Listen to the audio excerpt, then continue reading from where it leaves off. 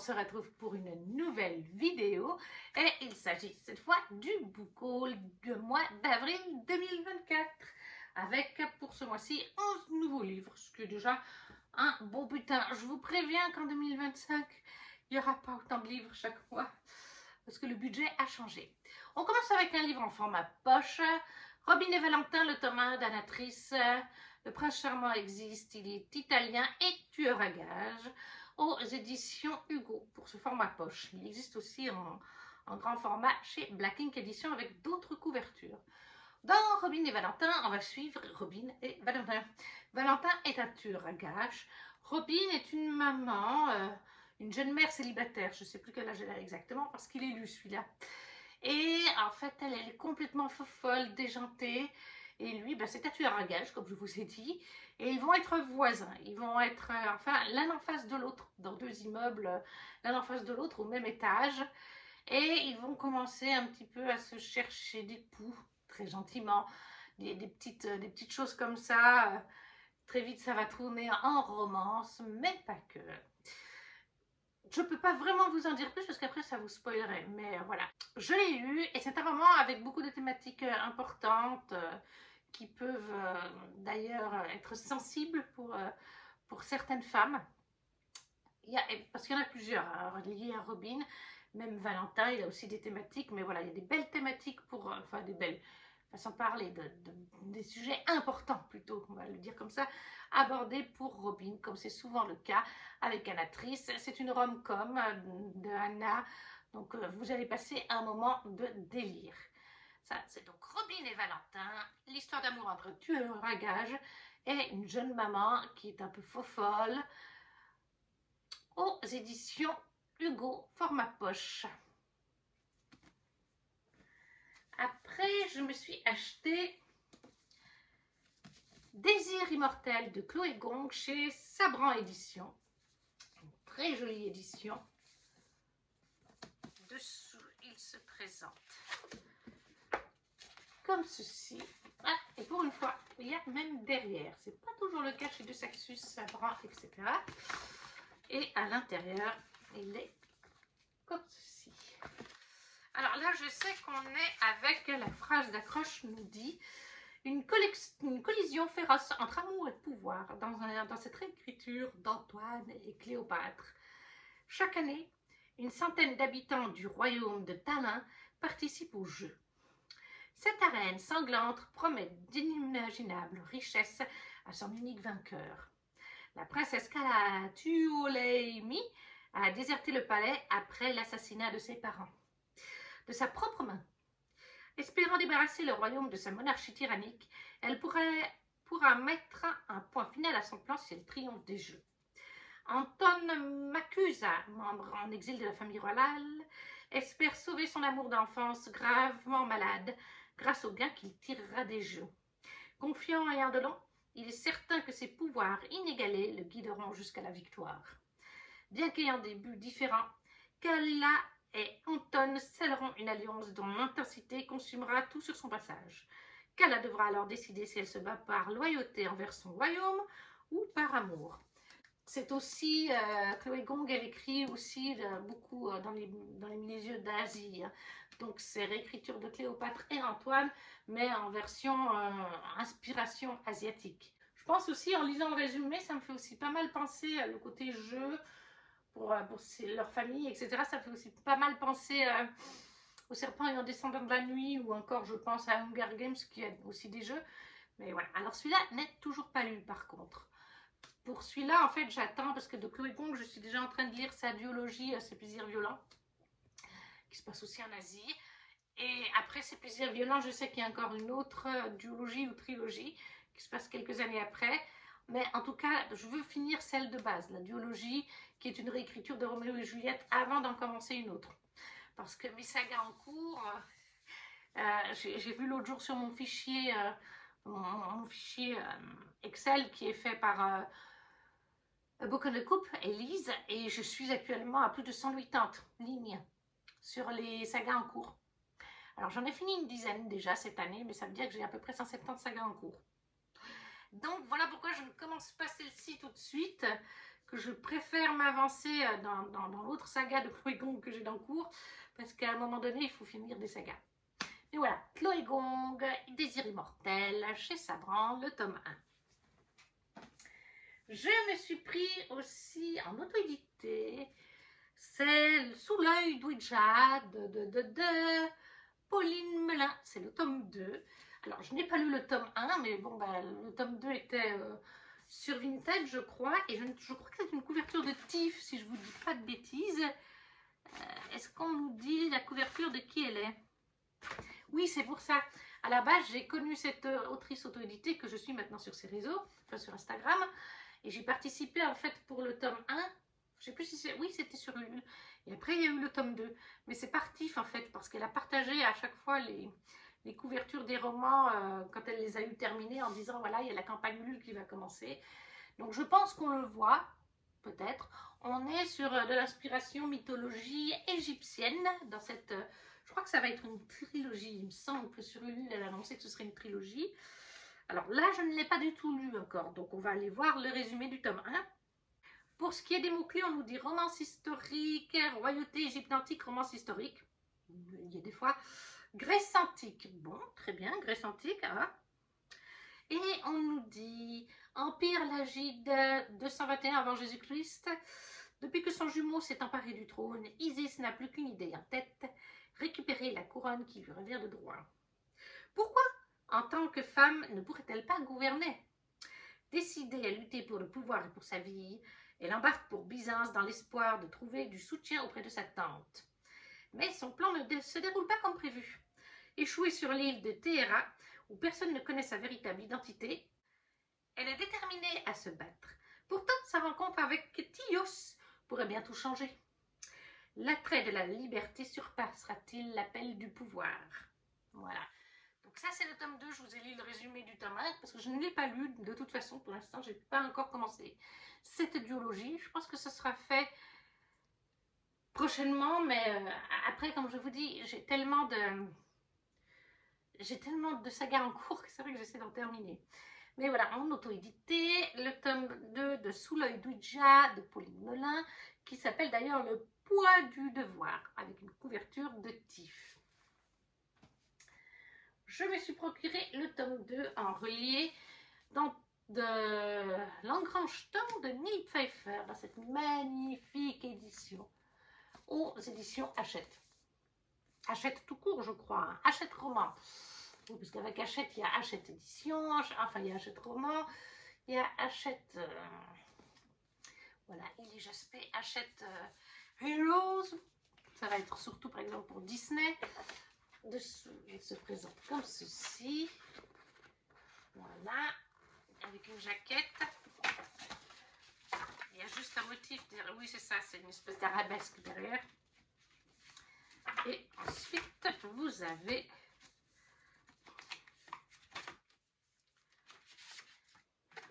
une première illustration comme ceci.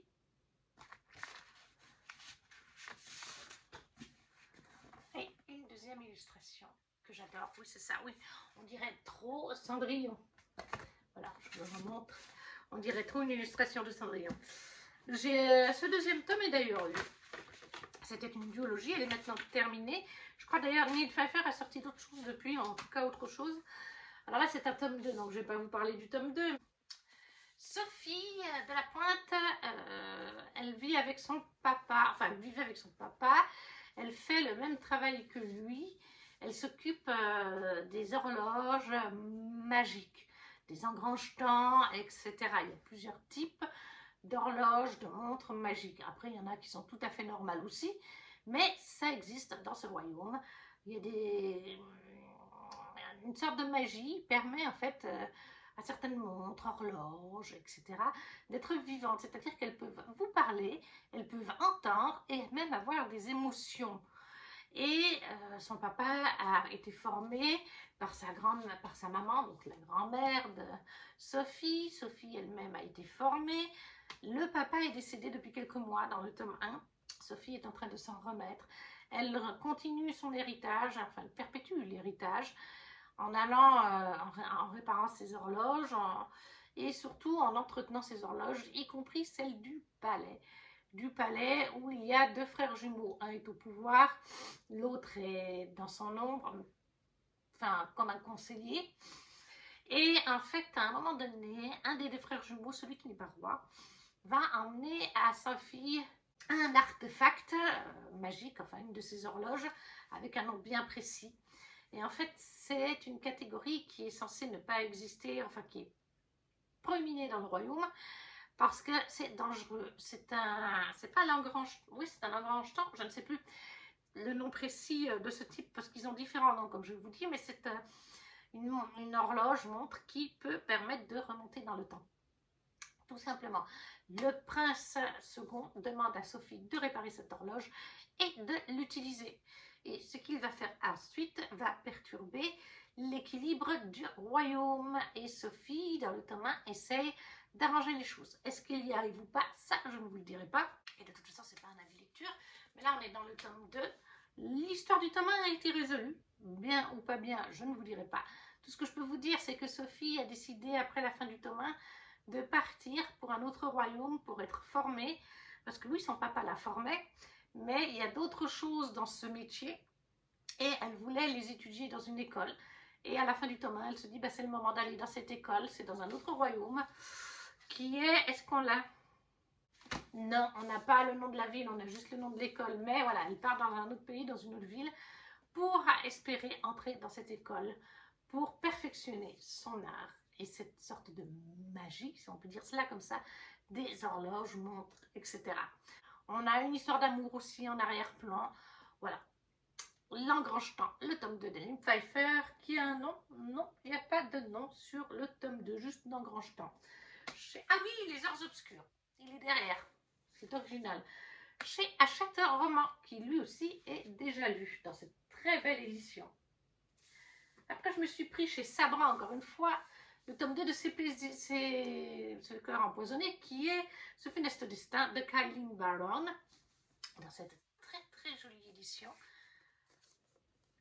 avec un très très joli marque-page que j'aime beaucoup. Lui aussi est lu. C'est une duologie que j'ai beaucoup aimée. Dessous, il se présente comme ceci, avec la page de garde. Dans cette duologie, on est dans de l'inspiration, c'est pas de la réécriture, mais inspiration, oui, de la mythologie grecque en fait. C'est pour ça que c'est chez Sabran d'ailleurs. C'est pas tout à fait évident dès le début, puisque dans le tome 1, on va suivre en fait Briseis. Briseis, c'est une jeune femme, adolescente, qui a été adoptée par deux femmes qui sont en couple, mariées, qui s'aiment. Donc il y a de la notion LGBT. Et en fait, Briseis, depuis toute petite, elle sait qu'elle a un pouvoir sur les plantes, surtout les plantes, les arbres, etc. Tout ce qui est nature, feuilles, etc. Elle peut les faire grandir. Ou quand elle passe à côté d'une fleur ou même d'un arbre, les branches de l'arbre vont bouger comme s'ils la regardaient. La fleur, pareil. Les fleurs, les arbres l'aident parfois s'il y en a un souci. Elle peut toucher des plantes, y compris toxiques, sans problème. Elle peut faire pousser les fleurs, ce qui aide d'ailleurs ses mamans, puisqu'elles sont fleuristes à New York. Et du coup, elles savent très bien que leur fille a ce don. Et elle essaye de l'exploiter, de l'explorer. Et un jour, elle va recevoir une lettre, comme quoi sa tante est décédée. Et c'était la dernière femme, la dernière personne survivante de sa famille, d'origine, enfin de naissance en fait. Et c'était dans le dossier, voilà, le nom de famille était dans le dossier, elle pouvait le chercher quand elle voulait, apparemment. Et du coup, comme c'était la dernière héritière, sa tante, sa maman est décédée apparemment il y a des années de ça, sa tante avait donc légué à sa nièce le domaine familial dans une ville à 1 heure et demie de New York, parce que ça se passe à New York. Et elle décide d'y aller, les deux mamans et leur fille adolescente, pour voir déjà ce que ça vaut. Et c'est en effet un beau domaine. Il y a une serre de plantes, il y a des jardins. Donc oui, c'est un vrai beau domaine. Elle décide d'y passer les vacances pour voir si elles peuvent s'y plaire, pour ainsi éventuellement laisser leur appartement de New York qui coûte cher à la location et ne plus que garder que la boutique à New York parce que comme c'est à 1 heure et demie de route, voilà, les deux mamans peuvent se relayer, en plus elles ont un employé ou deux, donc ce serait assez possible de vivre dans cette petite ville si le manoir domaine leur plaît.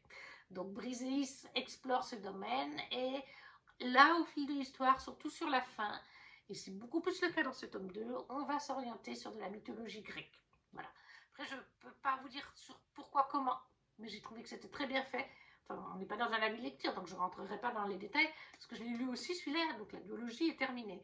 Mais voilà, à la fin du tome 1, on comprend pourquoi c'est chez Sabran, parce qu'il y a un aspect mythologique grec qui se met en place, qui est encore plus développé dans ce tome 2, où on a, au-delà de certains noms connus, on a même certains personnages qui font des apparitions. Donc, Kaeleen Barron, le tome 2 de Ce cœur empoisonné qui est, je vous ai dit, ce funeste destin, chez Sabran.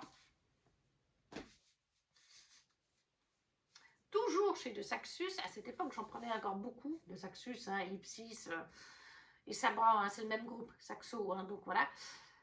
Les héritiers d'une Gardia, l'ascension d'une héritière, de Chloé Sepandarada, dans une très jolie petite édition. Et dans ce livre, voilà, on a le droit à, vraiment il est très très beau.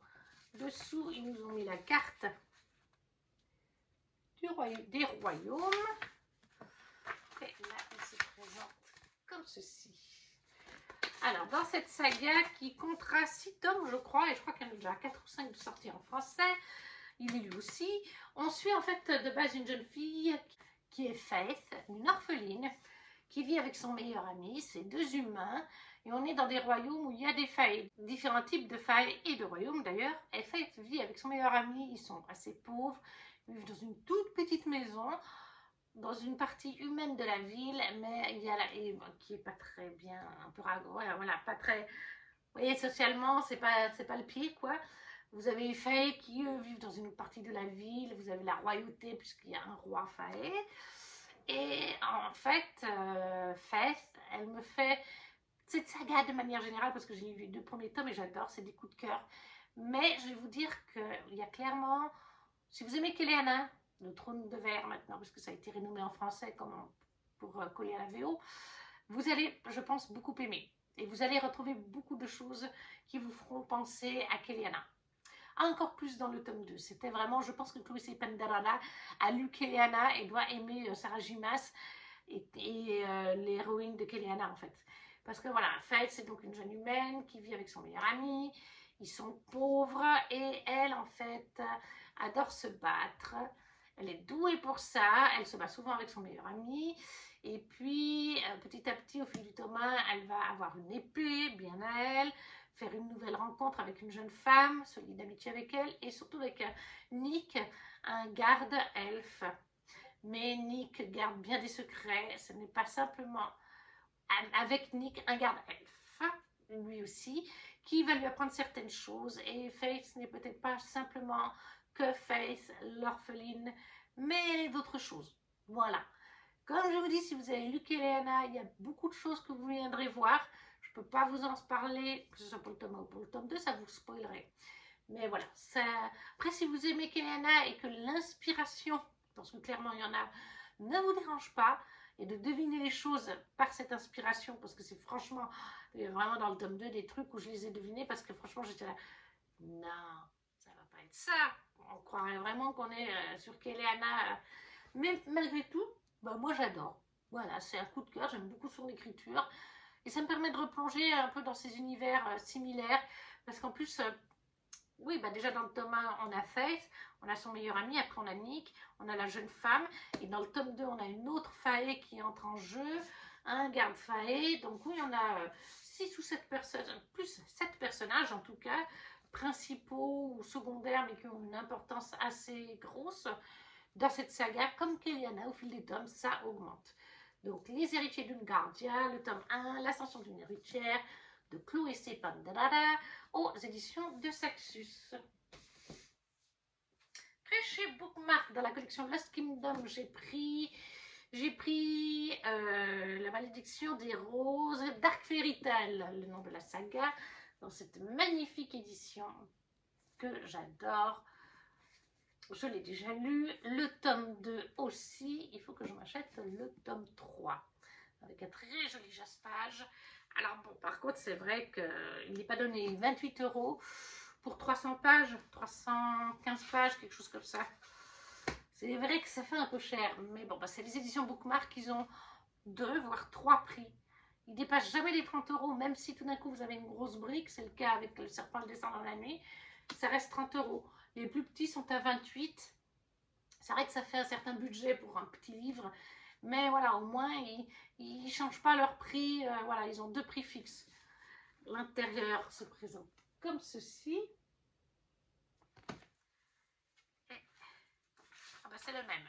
Voilà. Le château. Et j'étais en train de me dire, je n'avais pas fait attention jusqu'à maintenant, que les pages de garde me rappelaient Nicolas Jamonot. Nicolas Jamonot. Donc ici, nous sommes en fait sur une réécriture de La Belle et la Bête, mais en version adulte ultra spicy. Et c'est encore plus le cas pour le tome 2. Si vous n'aimez pas le spicy, ça ne sert à rien, ne tentez pas cette saga, vous n'allez pas aimer. Dans le tome 2, il y a littéralement pratiquement du spicy, un chapitre sur 2. L'histoire avance, y compris dans le tome 1, l'histoire avance un petit peu, mais clairement, parce qu'on a lu le tome 2 en LC avec Ludivine et Mandy, clairement, l'histoire avance, mais c'est pas le truc central. Enfin, ça en fait partie, mais le spicy est beaucoup plus présent que l'histoire. L'histoire avance beaucoup plus doucement que le spicy, si on peut dire ainsi. Mais voilà, on est sur une réécriture de La Belle et la Bête, dans un royaume inventé, où en fait on a la bête, qui est une certaine bête, qu'on connaît bien d'ailleurs, physionomiquement parlant. Et en fait, eh bien, la bête, comme vous vous en doutez, c'est le prince Nifen du royaume. Et on a la jeune fille ici présente qui est Finlay. Et Finlay, elle vit avec son frère, sa sœur et leur papa, si je ne me trompe pas. Et en fait, quand la malédiction a eu lieu, c'est les démons qui ont créé cette malédiction. Et bien, entre autres choses, il y a une maladie qui s'est développée dans le royaume pour les gens du peuple, pour le bas peuple, etc. Au château, quant à eux, les personnages la nuit sont touchés aussi par une malédiction où ils sont accros au spicy, sous plein de formes, sous plein de vices. Il n'y a que Nifen qui n'est pas touché par cette malédiction. C'est volontaire de la part du chef du roi des démons, parce que ça vient de lui, cette malédiction. Enfin, ouais, c'est plutôt un regroupement de malédictions. Il y a autant des côtés négatifs pour le peuple que pour les gens nobles du château, et même pour Nifen, il y a des côtés négatifs là aussi. Voilà, donc c'est une réécriture de La Belle et la Bête, on connaît, on en a des centaines et des centaines, sauf que l'autrice et ses volontaires a voulu en faire une version ultra spicy. Elle le dit au début du roman, hein, sa communauté le demandait, sa communauté n'arrêtait pas de dire écris-nous une saga ou un one-shot hyper spicy, parce que ça ne la dérange pas d'écrire des trucs comme ça pour l'autrice. Et donc là, elle me dit bien, je me suis lâchée dans cette saga, vous me l'avez demandé, c'est hyper spicy. Mais avec les filles, on adore, c'est plaisir coupable. C'est un coup de cœur, pourtant c'est pas 20 sur 20, je vous le précise, parce que en fait c'est une saga plaisir coupable, parce que c'est hyper spicy et qu'on adore ça, mais on peut pas y mettre 20, en tout cas moi je peux pas, je mets 18 ou 19, parce qu'en effet l'histoire est beaucoup moins développée que le spicy. Il y en a quand même, ça avance, c'est très intriguant, mais c'est vrai qu'on se pose des questions, voilà, c'est pas dominant, donc on peut pas mettre un 20 sur 20, c'est pas dosé, vous voyez, il y a un truc qui est beaucoup plus haut que l'autre, et en l'occurrence, c'est le spicy. Et j'avais oublié de... Je vous fais un petit plan supplémentaire, j'ai oublié de vous montrer l'intérieur de celui-ci. C'est joli de vous montrer la page de garde, mais celui-ci est aussi très joli à l'intérieur. Déjà, les pages de chapitres sont comme ceci, et surtout, comme les Lost Kingdom le sont, il est illustré. Il y a 5 ou 6 illustrations en noir et blanc. C'est quelque chose que j'adore dans les éditions Bookmark Lost Kingdom. Attention, c'est pas n'importe lesquelles, c'est dans les Lost Kingdom. J'adore qu'ils aient mis des illustrations. Je vous en montre une autre. Pas vers la fin. Non, en fait, non, celle-là ne va pas. Voilà, celle-là, elle ne spoil pas trop. Voilà, le seul reproche, c'est que c'est en noir et blanc. Je préfère les illustrations couleur. Donc, The Dark Fairy Tale, le tome 1, La malédiction des roses de K.F. Breene. Je crois que je ne vous ai même pas dit son prénom, K.F. Breene, chez De Saxus en version reliée Lost Kingdom. Ensuite, j'ai participé quelques mois avant à la campagne Ulule pour Jean eut un rêve de Jérémy Angelo chez Twinkle Édition. Très jolie édition, toujours en relié, avec cette fois un jaspage qui a été débloqué pendant la campagne. Et en page de garde, une illustration. Il est dédicacé, bien sûr. Je vous montre aussi les pages. Voilà, qui se présentent comme ceci. Je crois qu'elles sont toutes pareilles. Hein, ouais. Très joliment illustrées par Laetitia Arnoux. Dans Jeu à rêve, on est dans un univers inventé. Et en fait, on va suivre Brumaire. Je pense que je vais plutôt vous lire le résumé. J'ai lu ce tome-là, je l'ai beaucoup aimé. Mais c'est un univers très particulier. Une porte ouverte sur l'océan et sur les étoiles. Brumaire le sait, un seul destin s'offre à lui. Suivre les pas de son illustre père, le capitaine Messidor. Embrasser la carrière de pirate et gravir les échelons pour devenir à son tour le maître des océans. Mais c'est sans compter sur les récents arrêtés pris par le royaume de Révolution, selon lequel aucun bateau ne peut naviguer de jour. Fraîchement nommé timonier de l'Aquilon, Brumaire devra aider son équipage en hurlant aux étoiles de lui indiquer le chemin pour éviter écuelles, gouffres et navires ennemis. Sur l'île de l'Hiver, la jeune Alizée est confrontée à des rêves étranges. Il lui montre des personnes venues d'un passé qui lui semble étrange. Ses parents lui auraient-ils menti sur ses origines? Est-elle réellement née sur cette île glacée où les roses ne fleurissent jamais? Pour connaître la vérité, Alizée pourra compter sur sa curiosité et sa témérité et finira par découvrir nombre de secrets insoupçonnés et ensorcelants. Voilà, donc Jérémy Angelo, le tome 1 de Jean eut un rêve. Le tome 2, je ne l'ai pas encore, il faudra que je l'achète, il est sorti. Enfin, il y a eu la campagne Ulule, mais à ce moment-là, depuis octobre 2024, mon salaire a grandement diminué, mes heures de travail. Je suis toujours en recherche d'un deuxième emploi, mais c'est compliqué, comme j'en ai déjà un. Il faut que les jours et les horaires jouent sur le premier. Et je ne peux plus me permettre autant de livres, je ne peux plus me permettre 11 livres par mois, surtout que les campagnes Ulule, c'est souvent 30-40 € le bouquin. Et malheureusement, quand le tome 2 est allé en campagne Ulule, il y avait 2 ou 3 autres campagnes en même temps. Et j'ai pas pu tout faire, tout répartir. Et puis Twinkle Edition, on les retrouve après sur leur site en fait. Le seul truc, c'est que j'ai peur que si j'attends trop longtemps, il y ait le jaspage, etc. Mais je sais qu'on peut l'avoir sur leur site actuellement avec le jaspage, puisque Raphaël a lu la duologie et a adoré. Donc voilà, Jean eut un rêve de Jérémy Angelo, le tome 1 chez Twinkle Edition. Ensuite, je me suis pris toujours chez De Saxus les Chroniques de Castellane, le Parlame de Cassandra Clare. Un gros bébé qui lui aussi déjà lu, ça a été un coup de cœur, j'ai beaucoup aimé cette nouvelle saga de Cassandra Clare. C'est une découverte pour moi parce que je ne la connais pas pour l'instant, Cassandra Clare. C'est l'autrice qui a fait... comment on appelle ça? Il y a eu une série télé, les Shadowhunters, voilà. Il se présente comme ceci, il est très très beau. Il y a la carte de la ville dessous, c'est la ville, hein. Oui c'est ça, c'est la carte de la ville. Et à l'intérieur, quelque chose que De Saxus n'avait pas encore fait à ce moment-là, et que j'ai beaucoup aimé, il y a des illustrations des personnages principaux. Et de mémoire, oui, voilà, exact, ce ne sont pas les mêmes derrière. On nous dit, l'un a été élevé pour régner, l'autre pour mourir. Dans la cité de Castellane, où tout le monde cherche à s'enrichir et à gagner du pouvoir, quel est choisi pour devenir le Parlame, la doublure du prince héritier Connor Aurélien. En tant que tel, son destin est de protéger celui qu'il considère comme son frère et de mourir pour lui. Lynn fait partie des Ashkar, une communauté isolée possédant les dernières traces de magie au monde. doctoresse et il lui est permis de se déplacer à Castellane pour soigner les malades, pardon. Cependant, elle ne peut guérir la seule personne qui compte pour elle sans accéder à un savoir interdit. Approchée par le mystérieux roi chiffonnier qui leur promet à chacun ce qu'il désire le plus, Kelleline découvre qu'une conspiration menace tout ce qu'ils connaissent. Réussiront-ils à protéger leurs proches dans un monde sur le point de sombrer dans le chaos? Voilà. Celui-là aussi, il est déjà lu. Donc, Cassandra Clare, Les Chroniques de Castellane, le tome 1 chez De Saxus. Et on termine avec 2 livres en anglais.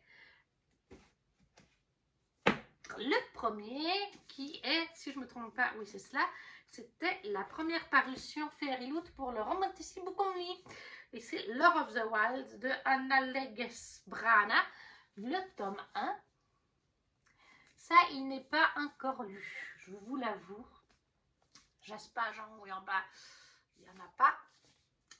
Par contre, là, il est plutôt joli. Dessous, il se présente comme ceci. Il est très joli. L'illustration. On avait encore à ce moment-là une... oui, il n'y en a plus maintenant. L'illustration de page de garde, qui n'est pas la même derrière. Et dessous, nous avons une jaquette réversible. Et je vais vous lire en français, puisqu'en cherchant sur Booknote le résumé et les mots-clés, je me suis rendu compte qu'il était en français. Et en effet, ça va être traduit chez Olympe. Ça sort, je crois que c'est le 28 août que j'ai vu que le tome 1 sortait.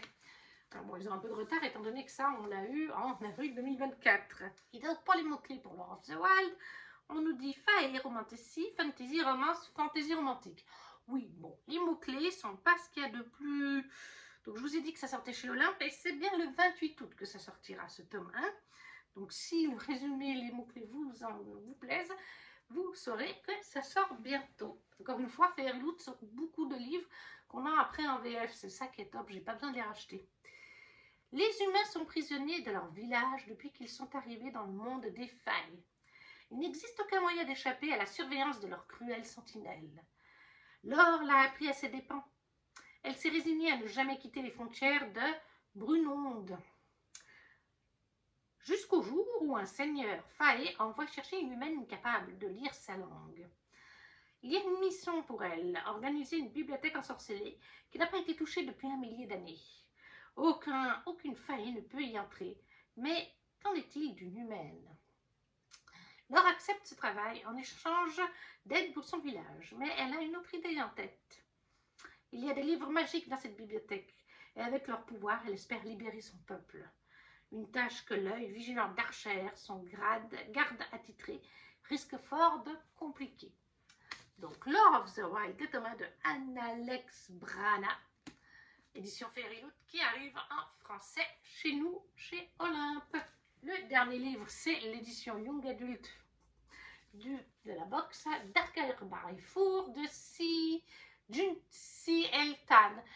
Junsi Eltan, elle a sorti en français Giant Fire Gold, si jamais ça vous dit quelque chose, il y a 3-4 ans peut-être. Très jolie édition. J'aime beaucoup, beaucoup le jaspage. Et du coup, dessous, très joli aussi, se présente comme ceci, avec un bâtiment. On sent tout de suite qu'on est d'inspiration asiatique, de manière générale. Je ne sais pas si c'est inspiration asiatique inventée ou pas, ou si ça se passe dans notre monde, ça je ne le sais pas.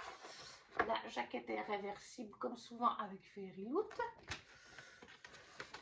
Donc, pour Darker by Four, qu'est-ce qu'on nous dit? Je m'excuse, j'ai pas mis mes lentilles aujourd'hui, je suis un peu fainéante. Mais voilà, en ce moment, avec les chaleurs et tout, au moins j'ai pris le temps de m'habiller, ça c'est le prix mondial quand même, et de mettre des bijoux. Au niveau des mots-clés, on nous dit romance, mythologie, paranormal, fantasy urbaine, young adulte et LGBTQI+. Donc il y a beaucoup de choses qui peuvent m'intéresser. Comme on a des personnages typés asiatiques, je pense qu'on est plutôt sur de la mythologie asiatique. Hein. On va pas être avec de la mythologie égyptienne. Hein.